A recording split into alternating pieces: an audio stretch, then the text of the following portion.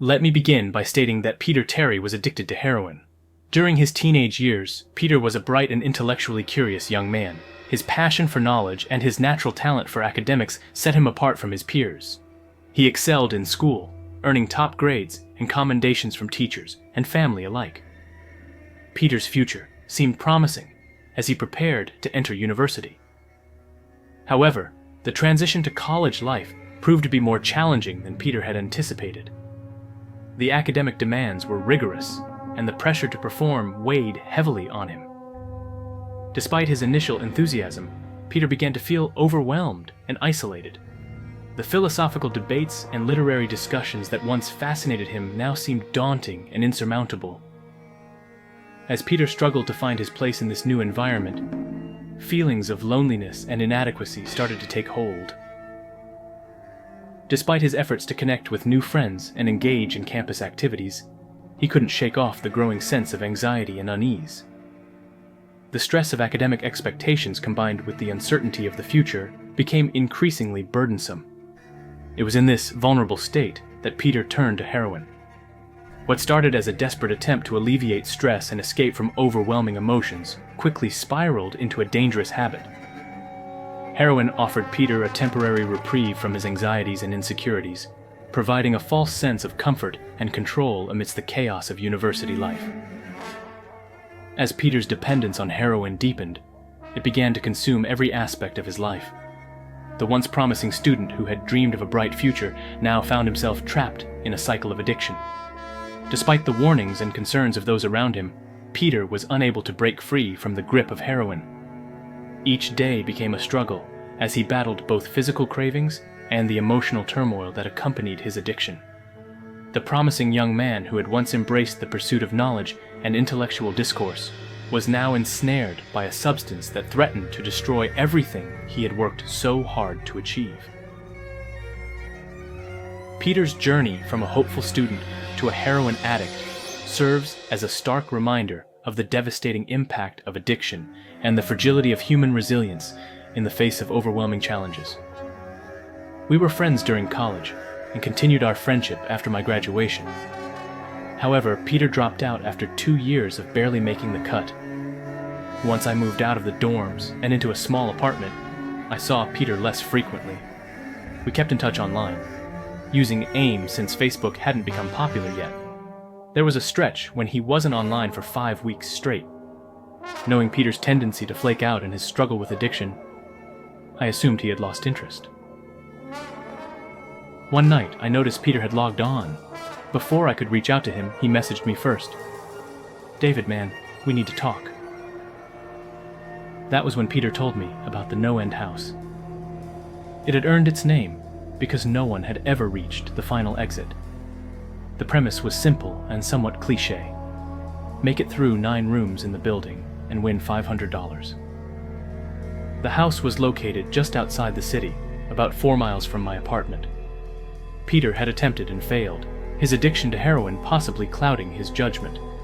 He warned me that the house was too much for anyone, describing it as unnatural. I didn't believe him.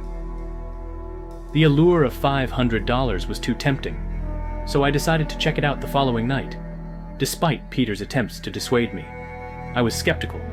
After all, $500 seemed too good to be true. The next evening, I set out to find the No End House. Upon arrival, the building immediately struck me as odd. Have you ever encountered something that wasn't inherently frightening, but still sent a chill down your spine? As I approached the front door, this uneasy feeling intensified. Upon entering, I felt a wave of relief. The room resembled a typical hotel lobby, decked out for Halloween. Instead of a receptionist, a sign directed me towards room 1 this way. 8 more rooms to follow. Reach the end, and you win. Chuckling to myself, I headed towards the first door. The first room was almost comical. It resembled a Halloween section at Kmart, complete with sheet ghosts and animatronic zombies emitting static growls.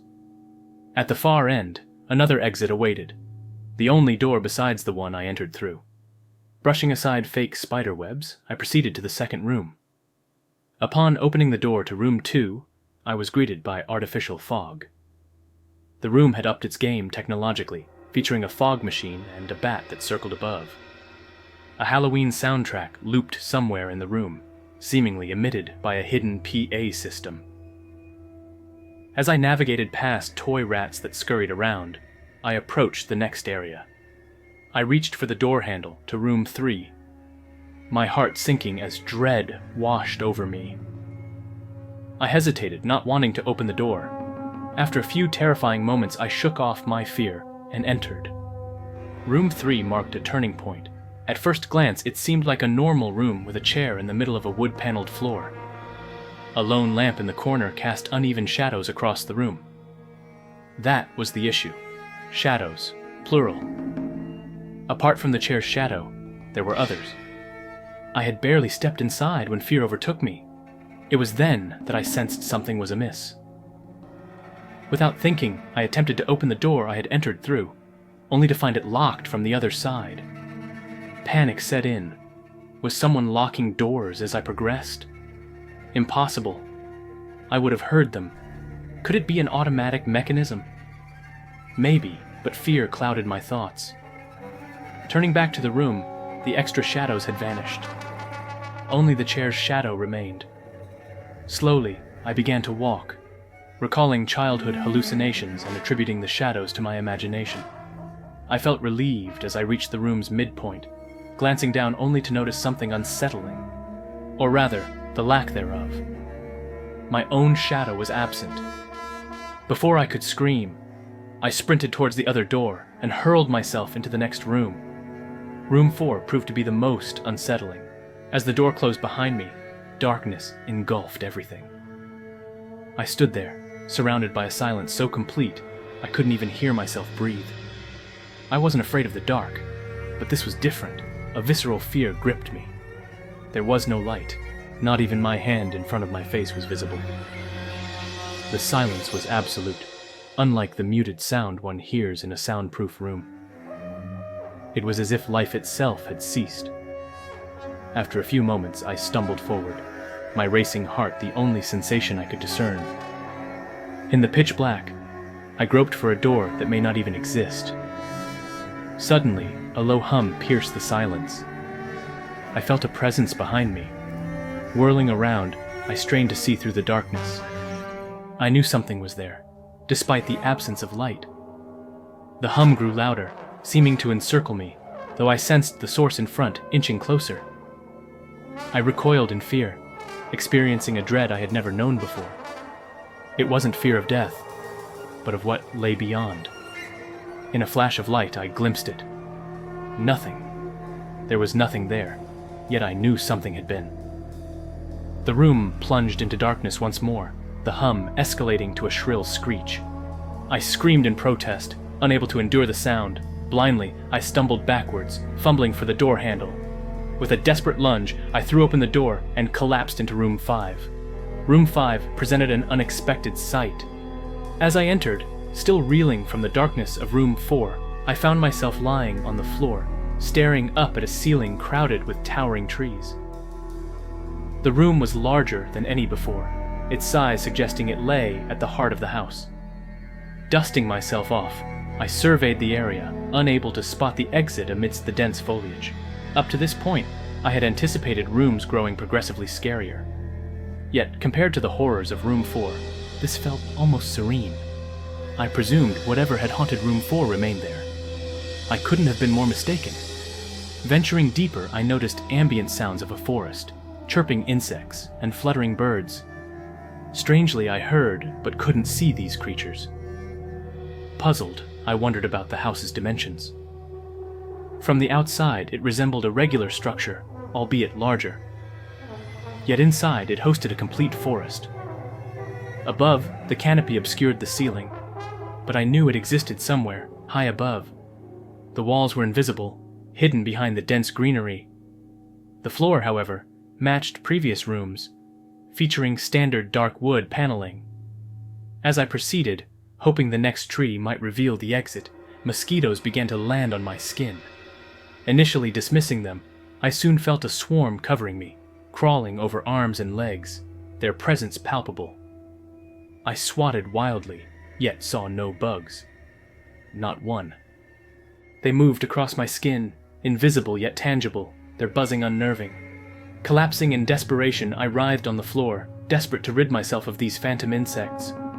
Hours seemed to pass before I stumbled upon the door, a mere few feet away. Clinging to a nearby tree for support, I staggered towards it, each step a struggle against exhaustion and the relentless sensation of unseen creatures. As I reached for the doorknob, the insects vanished, leaving me shaken but determined. Despite dreading what lay ahead, I had no choice. I turned the knob and pushed into room 6. Entering room 6, I expected the worst. The door sealed behind me, and I found myself in a room identical to room 3, the same chair, the same lamp, but this time with shadows correctly aligned. Yet, unlike before, there was no exit. The door I had entered through had vanished, leaving me stranded. Despite lacking prior mental health issues, I felt my sanity slip. I didn't scream. I didn't. I couldn't. Instead, I scratched frantically at the walls, desperate for an escape that seemed impossible. "Are you all right?" Startled, I spun around, my back against the wall. There stood a little girl. Her soft white dress and blonde hair contrasted with her unsettling blue eyes. But as I looked, I saw something else. Behind her, a figure loomed. A monstrous form, a hybrid of man and beast, with the head of a ram and the snout of a wolf. Both existed in the same space, occupying separate dimensions, yet somehow intertwined. Frozen in terror, I listened as the girl's voice echoed in my mind, while the creature's inhuman voice resonated with menace. Paralyzed, I sank to the floor, my mind assaulted by their chilling words. Then a sudden movement, a battery-powered rat scurrying across the room. The house was toying with me, taunting my fears. Despite the horror, seeing the rat pulled my mind from the brink. Regaining focus, I scanned the room. I had to escape, to leave this place behind forever. In a moment of clarity, I saw it, a large 7 scratched into the wood beneath the chair. Room 7 lay beyond this wall, the next step towards freedom. Pushing aside fear, I pressed against the wall, the demon's taunts fading as determination replaced despair. With every ounce of strength, I pushed against the 7, shaping an exit where none existed. In a rush, the door appeared, not the one I scratched, but a real door marked with a large 7. Shaking with relief, I reached for the knob and stepped into room 7. Room 7 brought a brief respite. Physically exhausted and emotionally drained, I stood outside the house, seeing it as if for the first time. The door I had entered now stood before me, beckoning me forward. Beyond it lay the end, the final exit I had sought. For a moment, I hesitated, still haunted by what I had endured. Yet, with every step, the fear faded, replaced by a growing certainty. This journey, however terrifying, had changed me. I had faced the darkness within and emerged stronger, a survivor. Opening the door, I stepped outside, the cool night air washing over me. The no-end house lay behind, its facade fading into the darkness. I turned away, leaving it forever, no longer a prisoner of its horrors. As I walked away, I glanced back once, remembering Peter and our college years. He had faced the no-end house and lost, but I had survived, learning the truth that within every fear lies strength, and within every darkness, a path to light. The challenges still haunt me, and Peter's story remains vivid in my mind. Peter was a young man full of promise, with a bright future ahead of him. His journey through adolescence was marked by academic success and a passion for learning. He excelled in school, impressing teachers and peers alike with his intellect and determination. As he approached university, Peter's dreams seemed within reach, and he eagerly anticipated the opportunities that awaited him. However, the transition to university life was more difficult than Peter had anticipated. The pressure to perform academically, coupled with the newfound independence and social pressures, began to weigh heavily on him. Despite his initial excitement, Peter struggled to find his footing. He felt overwhelmed by the demands of his coursework and the expectations placed upon him. In this vulnerable state, Peter encountered heroin. What began as a misguided attempt to cope with stress and anxiety quickly spiraled into a full-blown addiction. Heroin offered Peter a temporary escape from his problems, numbing the feelings of inadequacy and uncertainty that plagued him. It provided a sense of relief and euphoria that seemed to temporarily erase the pressures of university life. As Peter's addiction deepened, it became a constant presence in his life. He found himself increasingly isolated, withdrawing from friends and loved ones who had once been a source of support. The pursuit of heroin consumed his thoughts and actions, overshadowing everything else in his life.